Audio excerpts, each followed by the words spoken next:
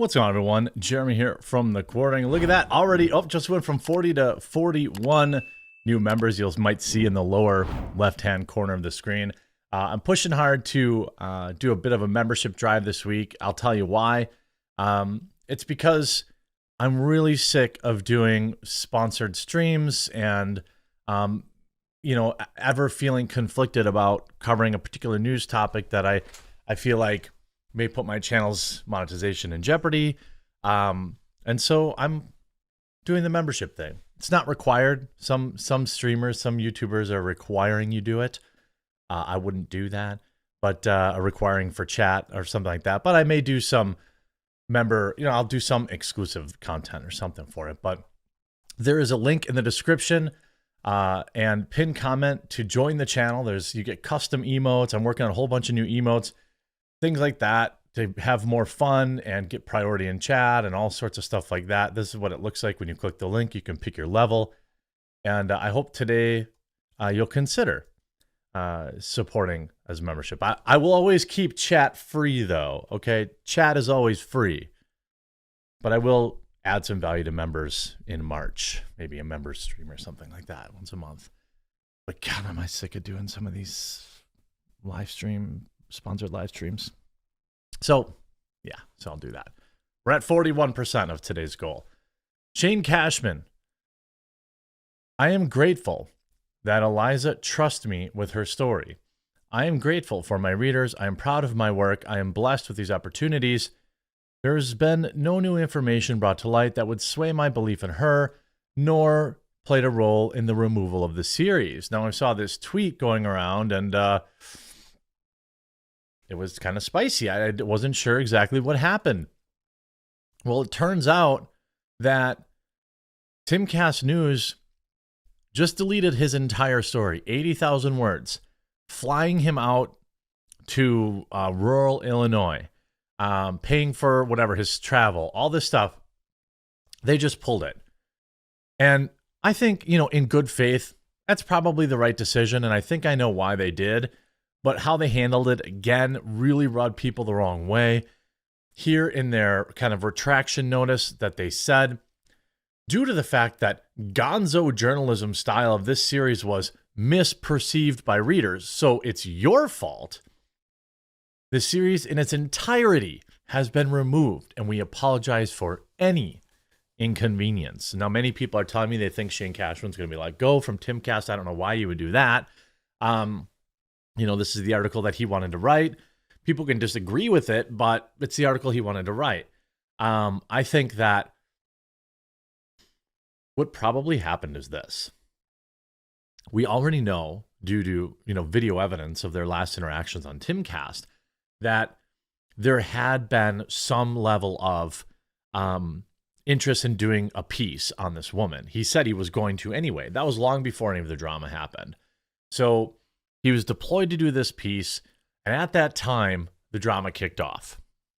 And I think he was trying to just do his puff piece, essentially, and then also try to address some of the criticism.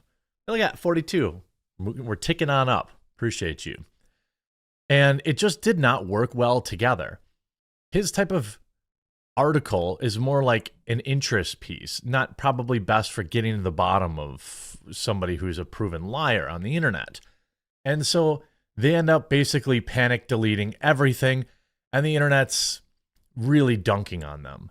And I think for some good reason, and some, it's the internet. See, part 3 of the Timcast News article by Shane Cashman has been pulled. Timcast News even deleted the tweets. And there's some other spicy stuff going on here, because some people are talking about lawsuits and potential lawsuits that may be due to some of the things that were implied by Shane Cashman in the article against somebody on the internet named Defamation. I don't know anything about this individual. I don't mean that as a slight. I just don't know anything about them. I asked them some questions in the DMs the other day. Seemed cordial. I don't know anything about his past. I'm just saying, apparently he's the one that he was referring to as the evil black SUV guy and stuff like that. And it turns out that Shane Cashman and Defamation ended up talking, where Defamation basically said the piece is done, no more news pieces. You see Crabman saying Timcast News deleted the tweet about Shadowbox or whatever. It's really odd. A lot of people talking about Defamation having potential libelous lawsuit statements because there was this video where Shane Cashman referred to, I guess essentially said, hey, Defamation is the guy I'm talking about, even though in the article he doesn't say that. So he says some really bizarre things about Defango's past, and claims he did all sorts of things like, that he clearly didn't do. Do I think he's going to sue him? Probably not. It's usually not worth it. Does he have a case? Probably. But here's the thing that a lot of people don't understand about defamation and libelous statements. For the most part, you have to prove damages. You can be mad that somebody said something heinous about you on the internet, but if it doesn't actually have a financial impact, it gets really murky in terms of winning a lawsuit. You have to say it caused like emotional damage, or like whatever the case is, and that's much more difficult. Even the things that Eliza Bleu said, where she basically accused people of being, behaving, doing terrible things to her, like in the, not even a veiled accusation, an outright one. But if you can't prove that you lost sponsors or that you lost money or whatever, you're not going to win anything in a lawsuit. You're going to spend a ton of money chasing. And this is a common misconception of people online. Yeah, it'd be awesome to have FU money and just bury everyone in lawsuits, but you'll never win anything. Also, what money are you going to get out of Eliza Bleu? Nothing. She lives at home. She's 40. She has no money, no job, no prospects, no car. What are you going to do? So now Tim, obviously that's a little different. Timcast News has a lot of money, but you see the deletion is very, very interesting. You see Legal Mindset says, called it defamation is a real danger here. It's interesting. That's why they deleted it. It was this calling Defamation a stalker. And obviously that was not true, but it's not a good look, and it's a huge debacle. And you would think, it looks like, Shane Cashman's credibility is shot, right?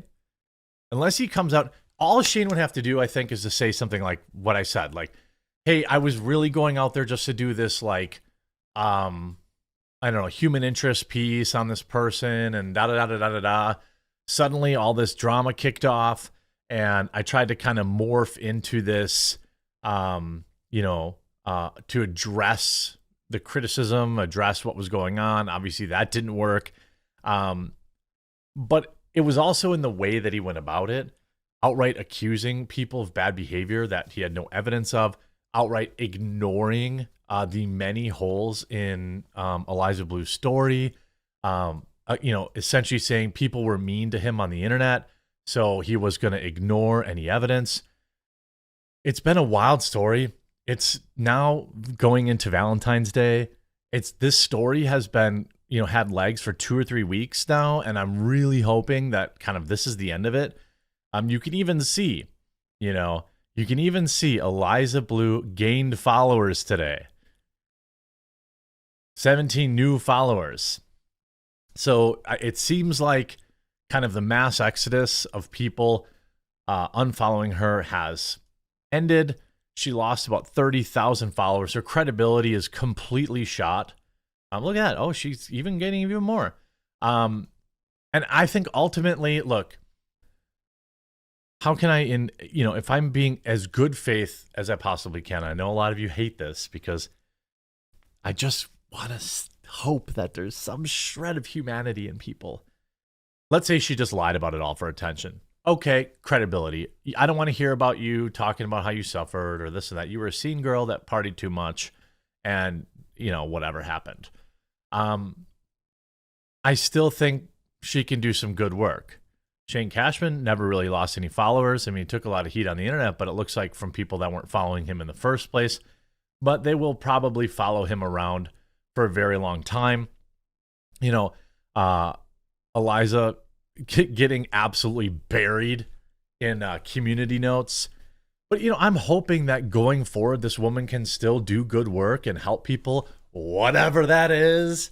And maybe, you know, podcast hosts and things of that nature might just think twice before saying she's doing good work and all this kind of stuff. You could see here, to prove that I am not a survivor, many made me a victim again. You can never say that I'm not a survivor, blah, blah, blah. Community notes, Eliza Bleu consented to the creation of this video, blah, blah, blah. Here, you didn't fight censorship, you fought to exploit me. Community notes, consent cannot be withdrawn from a piece of content after the content was published. The video was published in 2016, and she stated she was proud of the video. Community notes, BTFO'd. Today I've decided to change my story as a survivor. Oh, community notes. The recent events surrounding this do not meet the definition of image-based essay. All content was consensually recorded. Just BTFO nonstop. Here she retweeted somebody saying the lying narrative people are using to discredit her and myself has been a hate campaign. This is Annie Dunwald. Boom. Community note. Fact checked. Annie Dunwald and her organization Eve's Angels Inc. was sued by her own parents for defamation. This is not a lie, and the link shows the public court records. She was ordered to pay over $40,000 in restitution. So I think what's really great about this is I think Tim's going to get a lot better. You know, he did. I hope that this week he can just get after it again. He did make his chat members only, which, you know, people really revolted against. But it didn't seem to affect his viewership, so I don't know. I'm going to go a different approach and ask people to consider supporting the channel to help reduce the number of ad reads. That's what it's for. Help support my channel to reduce the number of ad reads. There's a link in the description. You can find various membership levels here. I would greatly, greatly appreciate it. I also want to point out, look, Brittany Venti is still locked out of our Twitter account, as far as I know. And that needs to get fixed still. So hashtag free Brittany Venti. She is wrongfully locked out of her Twitter account. Also, Andy No even interjected with, it's wrong for a publication to throw staff writer under the bus because their writing was unpopular or poorly received. If it had inaccurate parts, it should be corrected and updated. If it didn't meet editorial standards, that's on the editors before they click publish. Like, you know, this is like, it's a masterclass in mishandling feedback. It's a complete tantrum. He's obviously referring to Timcast here. So, you know, it's been very bad. Shane, he might be a very nice guy, but I don't think he was cut out for this kind of deep dive, investigative journalism, especially when, you know, so much information is already out there and you toss the guy to the mob that already exists. But I absolutely wish the best for everyone involved. Honestly, I hope everyone just stops lying and smearing people. I hope Tim gets back to business as usual. I hope Eliza just fades away and quietly helps all these people that she says she's been helping, because certainly losing all these Twitter followers shouldn't stop that, according to her. So I appreciate this. Hopefully this is the end of it, and hopefully there's no lawsuits and it's just everyone can move on. Thank you so much for viewing. If you joined the channel new throughout this, I hope that you'll enjoy my other content by subscribing down below. Thank you to everyone who chose to join as a member today. I'm going to be pushing it pretty hard this week to try and offset and try and get some momentum there, but I won't gate any content, any of my regular content for it, so don't feel like you have to. I hope you enjoyed this video. We'll talk to you again real soon.